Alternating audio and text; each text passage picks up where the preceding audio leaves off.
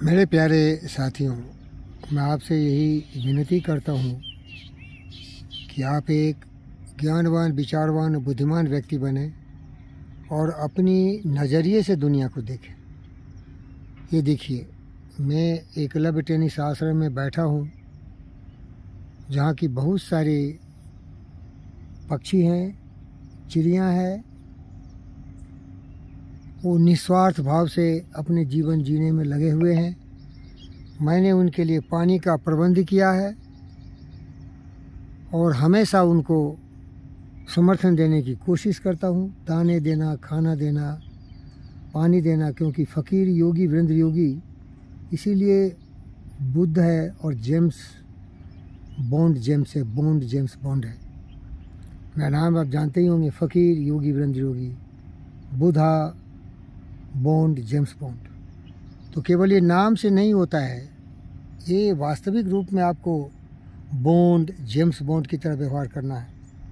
और इसका मतलब ये है कि आपको बहुत ही करुणा में, दया में, प्रेम से लबालब बुद्ध भगवान जैसा पवित्र अहिंसक विचार से प्रेम में और करुणा में लबालब होना पड़ेगा। अभी भी मैंने देखा कि शिकरा एक पक्षी होता है जो कि व्याधा के रूप में कमज़ोर पक्षियों का शिकार करता है।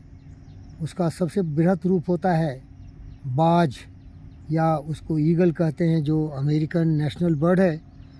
वो तो किसी भी जीव जंतु को आसानी से एक झोंके में चपट लेता है, लपक के खा जाता है।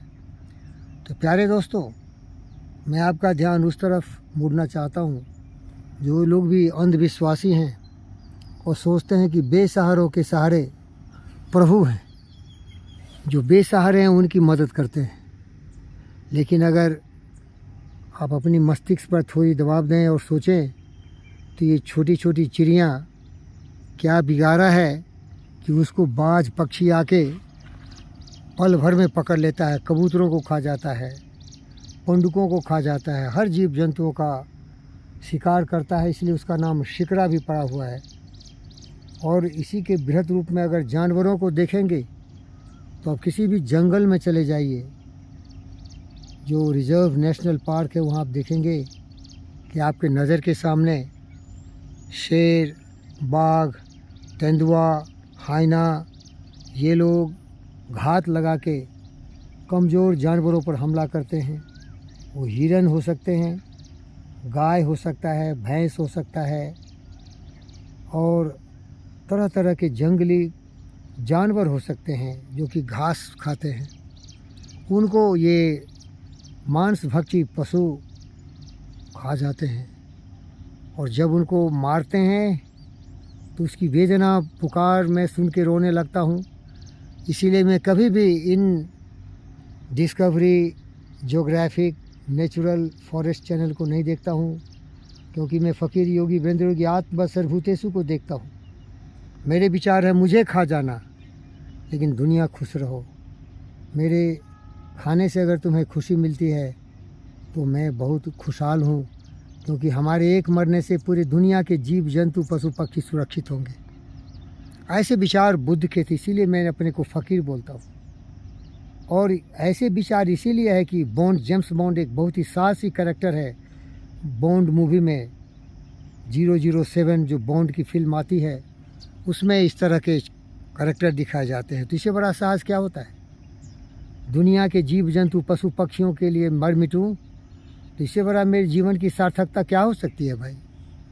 ये सारे हमारे बच्चे हैं। मैं अशोक का भी प्रतिरूप कहा जा सकता हूँ, क्योंकि अशोक ने ये कबूल किया था कि मेरे राज्य में रहने वाले हर नागरिक मेरी बेटी और बेटे हैं और उनकी सुरक्षा मेरा फ़र्ज है। तो मैंने अपने आप को परिभाषित किया है, मैं इस पृथ्वी पर हूँ एक अशोक के रूप में, और यहाँ के जितने भी जीव जंतु, पशु पक्षी और मनुष्यों, सब हमारी संतान है। और उनकी रक्षा के लिए अगर मैं मर मिटूँ तो मुझे आनंद, अत्यधिक आनंद होगा। आप मैं बिलखती हुई चिड़िया की करुण ध्वनि सुनाता हूँ। देखिए, वो रो रही है, तड़प रही है, क्योंकि उसके घोंसले में एक शिकरा पहुँच गया है, एक बाज पहुँच गया है और उसको मार के खाने की कोशिश कर रहा है। वो रो रही है चिड़िया। ये चिड़िया तो एक नमूना है, एक सैंपल है हमारे एकलव्य टेनिस आश्रम के बगल में। देखिए उसकी आवाज़ सुनिए, तड़प रही है, चीख रही है, पुकार रही है। अगर आप लोगों के द्वारा सोचा हुआ जो एक बाहरी शक्ति है जो सबों का रक्षक है तो मर गया है क्या? वो पाखंडी कहाँ चला गया है? इन गरीब जीव जंतुओं को बचाने वाला कौन है? ये अपने बुद्धि विवेक और बल पर जीते हैं और मरते हैं। प्यारे दोस्तों, इसीलिए बाह्य शक्ति पर भरोसा मत करना। अगर ज़िंदगी में जीना है तो सर्वशक्तिमान खुद बनो। इन रोते हुए चिड़ियों को मैं क्या करूं? पत्थर फेंक के उस चिड़िया को भगाऊंगा जो इसे खाने के लिए आया हुआ है। लेकिन ये विश्व ब्रह्मांड में जो इतने खतरनाक जंगली राक्षसी प्रवृत्ति से प्रेरित जानवर हैं और ईगल जैसे, बाज जैसे, चिल जैसे, गिद्ध जैसे खतरनाक बड़े बड़े पक्षी हैं, उनको मैं कैसे विनाश कर सकता हूँ? तो इसीलिए याद करो, तुम सर्वशक्तिमान हो। अपनी सुरक्षा करनी है तो सर्वशक्तिमान बनो। अपनी हिफाजत तुम्हारे हाथ में है, कोई मदद नहीं करेगा। तुम्हारे देश की रक्षा करना भी तुम्हारा हिफाजत है, कोई दूसरा हेल्प नहीं करेगा। जेलेंस्की जैसी इडियट मत बनो। जल रहा है यूक्रेन, तड़प रही वहाँ की जनता, और जेलेंस्की दुष्ट मुंह ताक रहा है कि नेटो और अमेरिका उसे हेल्प करेंगे। लेकिन उस गद्दार को ये फिक्र नहीं है कि उसकी जनता मर रही है, उसके सुख साधन सारे, उसके जो बड़े बड़े संस्थान हैं सबों को बम से उड़ाया जा रहा है।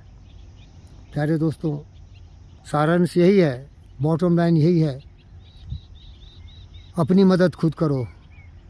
इस जगत में तुम्हारा मददगार केवल तुम हो और तुम्हारा कोई भी मदद करने वाला नहीं है। इसीलिए सर्वशक्तिमान बनो। कमज़ोर को सभी सताते हैं।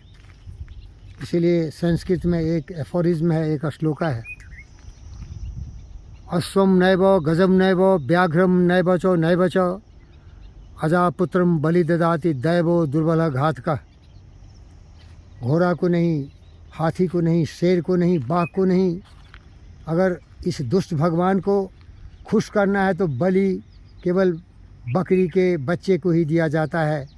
कमज़ोर के ही सभी दुखी होते हैं। इसीलिए याद रख कि दुनिया में अगर कोई भगवान है तो तुम है, अगर कोई सर्वशक्तिमान है तो तुम है। अपनी रक्षा खुद करके विधिवाद न खेद करो, निज लक्ष्य निरंतर भेद करो, बनता बस उद्यम ही विधि है, मिलती जिससे सुख की निधि है।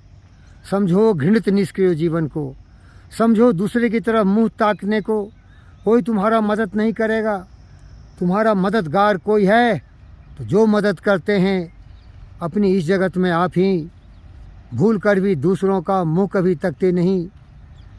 व्योम को छूते हुए दुर्गम पहाड़ों के शिखर, वो घने जंगल जहाँ रहता है तम आठों पहर, गरजती जलराशि की उठती हुई ऊंची लहर, आग की फैली भयानक हर दिशाओं में लहर, ये कपा सकती नहीं उनके कलेजे को कहीं, भूल कर भी वो व्यक्ति नाकाम रहता है नहीं। देख कर बाधा विविध बहुत विघ्न घबराते नहीं, रह भरोसे भाग्य के दुख भोग पछताते नहीं। कर्मबीन बनो, योगस्थ कुरु कर्माणि, योगस्थ कुरु कर्माणि। एक योगी की तरह कर्मवीर बनो। कभी भी लाभ और हित की चिंता मत करो। अगर परोपकार में जिंदगी भी गुजर जाए तो अपने किस्मत को भाग्यशाली समझो। मरना तो एक दिन है ही। उस विचार लो कि मृत्यु हो न मृत्यु से डरो कभी, मरो परंतु यो मरो की याद जो करे सभी। हुई नो सुमृत्यु तो वृथा मरे वृथा जिए, मरा वही जो जिया न आपके लिए। यही पशु प्रवृत्ति है कि आप ही चरे, यही मनुष्य है कि मनुष्य के लिए मरे। जागो मेरे विश्व के बेटी और बेटों, बहनों और भाइयों, वीर बनो, कर्मवीर बनो, पुरुषोत्तम बनो, अमर हो जाओगे। शरीर तो नश्वर है लेकिन तुम्हारे हुंकार इस पृथ्वी पर गूंजते रहेंगे और तुम्हारी गाथाओं से लोग प्रेरित होते रहेंगे। ओम शांति, ओम शांति।